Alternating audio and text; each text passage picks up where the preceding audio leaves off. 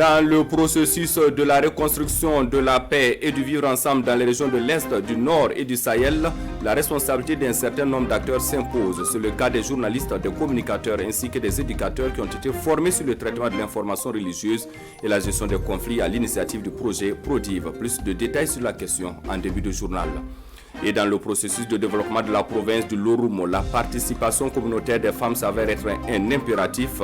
Pour ce faire, l'association Songtaba en a fait donc son dada à travers un projet de renforcement des capacités des femmes et de promotion du leadership féminin. Le lancement du projet dans quelques instants.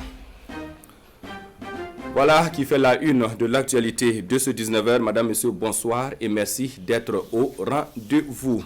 Dans le processus de reconstruction de la paix et de vivre ensemble dans les régions de l'Est, du Nord et du Sahel, la responsabilité d'un certain nombre d'acteurs s'impose. C'est le cas des journalistes, des communicateurs ainsi que des éducateurs qui ont été formés sur le traitement de l'information religieuse et la gestion des conflits à l'initiative du projet Prodive. C'était le 8 avril dernier à Dori, en présence de Albert Nébier et de Pinidier Nianou.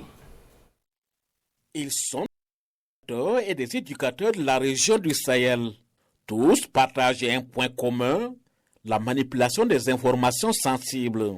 Ils propagent des messages de paix dans leurs milieux respectifs. Mais ces messages mal transmis peuvent fragiliser la cohésion sociale, d'où cet atelier de formation sur les mécanismes endogènes de gestion des conflits et sur le traitement de l'information religieuse. La synergie entre les différents communicateurs peut permettre d'avancer ensemble et aussi individuellement, mais aussi permettre à ce que tous ensemble on gagne. Donc cette bataille contre l'intolérance, cette bataille pour la paix, pour le vivre social. Pour l'atteinte de ces objectifs, le projet Promotion du dialogue interreligieux et du vivre ensemble Prodive peut compter sur l'accompagnement des autorités administratives de la région. En tant que représentant de l'État et de l'administration au niveau de la province, je pense que c'est notre rôle capital ici et d'accompagner toute initiative qui va dans le sens de la cohésion et de la paix. En tout cas, le Haut Commissariat du Sénat ne ménagerait aucun effort en tout cas, pour accompagner cette organisation qui depuis un certain temps travaille en tout cas à la cohésion et à la paix pacifique dans la province du Sénat. Le projet Prodive est mis en œuvre dans la région du Sahel par l'Union fraternelle des Coréens de Dori, UFC Dori, par le Centre diocésain de communication du Waïguia et dans la région de l'Est par l'Association pour le développement des communautés villageoises. Il vise la reconstruction du vivre ensemble dans ces trois régions. Pour un développement inclusif des collectivités du Nayala, l'association Kayawo, entendez par là, Levons-nous, c'est en langue sans, joue sa partition à travers des journées dénommées « Je m'engage pour ma commune ». Le week-end écoulé s'est déroulé donc la seconde édition de ces journées, une édition qui joue la carte de la cohésion sociale pour une adhésion populaire aux actions de développement de communes de la province du Nayala. On fait la synthèse de ces journées avec Nabaïda Dabiré et Dramanso. L'association Kaouyo de Thomas fait de la transformation des produits locaux un levier de développement. Les groupements de femmes du Nayala améliorent ainsi leur savoir-faire dans la production du yaourt, des jus et du savon. C'est la deuxième édition de Je m'engage pour ma commune. Le développement communautaire, ce n'est pas seulement l'effort des gouvernants, c'est l'affaire de tous. Donc nous, en tant que jeunes, nous avons voulu poser des actions allant dans ce sens. Les femmes qui ont reçu ces formations pourront quand même mener quelques activités rémunératrices afin d'augmenter vraiment leur pouvoir d'achat et de subvenir à des besoins primaires. L'une des particularités de cette édition est l'initiation des femmes aux techniques de montage et de gestion des unités de production.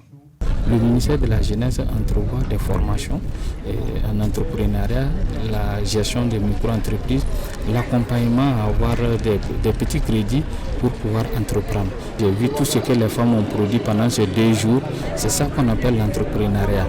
Aujourd'hui, c'est jus naturel qu'on voit.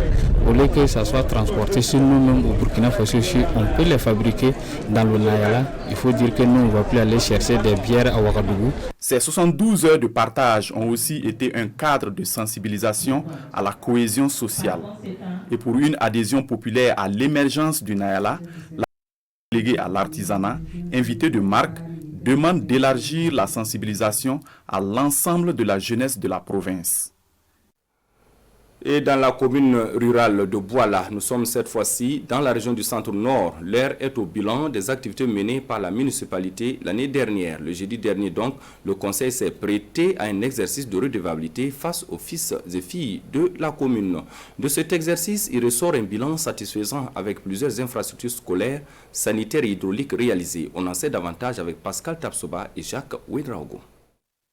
Le conseil municipal de Bouala rend compte de la gestion à sa population. Face aux filles et fils de la localité, le maire fait le point des réalisations de l'année écoulée et le bilan est satisfaisant selon les premiers responsables de la commune. Nous avons construit des salles de classe, réhabilité d'autres et accompagné justement le collège de Bouala qui était véritablement un défi pour le conseil municipal vraiment à relever. Il y a aussi la question de l'accès à l'eau. Il faut dire qu'aujourd'hui, nous pouvons dire que Bouala a accès à l'eau. Seulement, il ne faut pas occulter le fait que ça fait déjà 10 ans, la population de Bouala a considérablement augmenté. Ces réalisations suscitent des sentiments de joie au niveau de la population. Les femmes principales actrices de développement ont formulé quelques doléances à l'endroit du conseil municipal. Il a fait un projet pour les femmes. Ils ont eu un château pour pouvoir faire le jardin. Le jardin aussi, si des femmes travaillent bien, elles peuvent subvenir à leurs besoins. Notre doléance, nous on veut qu'ils nous donnent, ils construisent la maison des femmes. Et nous on veut aussi, ici à Bouala Centre, on a besoin d'eau. L'eau là c'est insuffisant. Parce que tu parles à la pompe le matin, avant de revenir, on pense que tu as voyagé. Des doléances auxquelles le conseil municipal de Bouala compte apporter des solutions les années à venir. Il invite par ailleurs toute la population à lutter contre l'incivisme fiscal pour un meilleur fonctionnement de la commune. Le conseil municipal de Diebougou, dans le sud-ouest, lui a tenu du 7 au 9 avril dernier sa toute première session ordinaire de l'année en cours. Sur la table des échanges, 4 points. Il s'est agi donc pour les conseillers de se pencher sur la situation de la commune en ce qui concerne les matières transférées, le fonctionnement des services de la mairie, ainsi que la situation financière de cette entité territoriale. Elvis Tuna et Lambert Soma pour plus de précisions. Pour l'année 2020, le budget de la commune de Diebougou était de 370 895 938 francs CFA. Les subventions de l'État s'élèvent à un peu plus de 203 millions de nos francs, tandis que les recettes propres sont de 167 594 404 francs CFA, en baisse de près de 20 millions par rapport à l'exercice précédent. Mais l'exécutif communal de Diebougou a pu réaliser des investissements dans le domaine de la santé, de l'éducation et surtout de l'eau. Nous avons mis en service le plus grand système multivillage qui compte un forage de 16 mètres cubes, un château d'eau de 50 mètres cubes, un réseau de 22 km, 19 bonnes fontaines et plusieurs branchements particuliers. Nous avons pu construire 3 salles de classe. Nous avons pu achever une salle de classe. En 2020, nous avons parachevé donc la construction de notre maternité dans le CSPS de Bagan. La première session ordinaire du conseil municipal de Diebougou s'est tenue dans un climat de boycott de quelques conseillers municipaux. Vous avez des individus, une dizaine, qui considèrent qu'à partir du moment où le maire inscrit du MPP, le maire n'a plus de mandat pour diriger la commune. Lorsque nous avons convoqué donc cette session, quelques personnes-là ont décidé d'amener tous les conseillers à boycotter donc cette session. Malheureusement pour eux, ça n'a pas dépassé les groupuscules, puisque sur les 77 conseillers, il y avait 67 qui ont participé. Les grands chantiers en vue pour l'année 2021 sont l'achèvement d'un bâtiment R+1 comprenant des bureaux et la salle de réunion de la mairie. Aussi, il y a la couverture totale de la salle de cinéma de la ville de Diebougou. Je vous l'annonçais en titre, dans le processus de développement de la province du Loroum, la participation communautaire des femmes s'avère être un impératif. Du reste, c'est de l'avis de l'association Songtaba qui en a fait son cheval de bataille à travers un projet de renforcement de capacité des femmes et de promotion du leadership féminin. Le lancement du projet est intervenu le vendredi dernier à Titaou en présence de Abbas Traoré et de Karim Bikienga. Dame Joséphine, face aux autorités de la province du Loroum, elle explique le préfère. Le projet de renforcement de la participation communautaire des femmes rurales de Titaou dans le processus de développement. Un projet de 3 ans porté par son organisation, l'association Songtaba.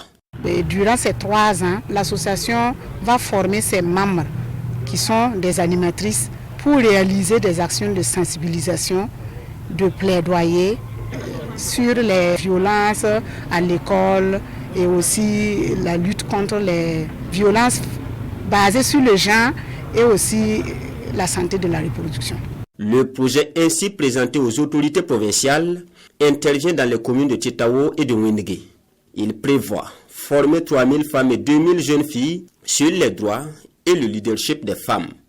Le haut-commissaire du Loroum, lui, appelle à l'implication de tous les acteurs concernés pour sa réussite. Ils sont venus présenter le projet, ils ont demandé la contribution des autorités communales et de certains leaders communautaires. Donc il va de soi que chacun s'implique pour la réussite de ce projet. Sans quoi, si les gens ne s'impliquent pas davantage, ça risque d'être un échec. Le projet de renforcement de la participation communautaire des femmes rurales de Titaou dans le processus de développement est financé par Oxfam Burkina à 26 millions de francs CFA. Il est né de notre projet dénommé Voix et Leadership des femmes, dont Affaires mondiales Canada est le bailleur de fonds. Un mot de culture dans ce journal. Les porteurs du projet de réhabilitation du Ciné Gimbi de Bobo Dioulasso étaient face aux hommes de médias hier matin. Objectif, faire le point des travaux de réhabilitation et rassurer les uns et les autres de la fin des travaux dans quelques mois. Et de cette conférence de presse, il ressort que d'ici à octobre prochain, les cinéphiles bobolais pourront donc regagner leur salle de ciné. Du reste, c'est ce qui nous rapporte Kassoum Milogo et Ismaël Saturné Paris. Les cinéphiles bobolais pourront retrouver le chemin du Ciné Gimbi dans quelques mois. 5 années après le démarrage des travaux de réhabilitation de ces ciné, les initiateurs du projet se veulent rassurants devant la presse. Une salle de ciné qu'ils comptent réouvrir d'ici le FESPACO prochain, au bonheur du public bobolais. L'histoire du Ciné Gimbi, c'est l'histoire d'une association, c'est l'histoire de gens de la population qui sont de Bobo et qui se sont dit on ne peut plus voir de films à Bobo, ça va pas. Donc on va refaire un cinéma et on va reprendre le Ciné Gimbi et remonter le Ciné Gimbi. C'est vrai que c'est un projet qui a duré, mais aujourd'hui on peut vous assurer, plus que vous rassurer, que le projet va bientôt, le cinéma va bientôt ouvrir. Actuellement nous sommes à la phase de finition. La phase finition, c'est-à-dire que le plus gros du bâtiment est déjà fait, il reste justement que l'aménagement intérieur. C'est-à-dire dans la salle, c'est mettre de la moquette et le revêtement des sols, le revêtement des murs et ensuite installer les sièges. Et donc on va dire que nous sommes à 80% et travaux faits. Cette réhabilitation du Ciné Gimbi va intégrer aussi certaines innovations en vue de créer plus d'engouement. Aujourd'hui, faire un cinéma, c'est aussi faire autre chose qu'un cinéma. On ne peut plus ouvrir un cinéma comme avant, puisque les gens viennent faire toutes sortes de choses dans un cinéma. Parfois, ils viennent juste boire un verre, parfois, ils viennent juste échanger avec leurs amis, et parfois, ils viennent voir un film. Donc nous, on a voulu, d'une part, créer un lieu social d'échange, et par ailleurs, on a aussi voulu insérer dans le Ciné Gimbi des projets qui sont aussi des projets de cinéma, comme l'éducation à l'image, ou comme d'autres projets qui renforcent les capacités des acteurs culturels. Le Ciné Gimbi dispose de 162 places, plus 4 places réservées aux personnes en situation de handicap. En plus de cela, il y aura un restaurant-bar, une terrasse, des bureaux, un jardin et des salles de formation. Le coût des travaux s'élève à 900 millions de francs CFA. Voilà, c'est tout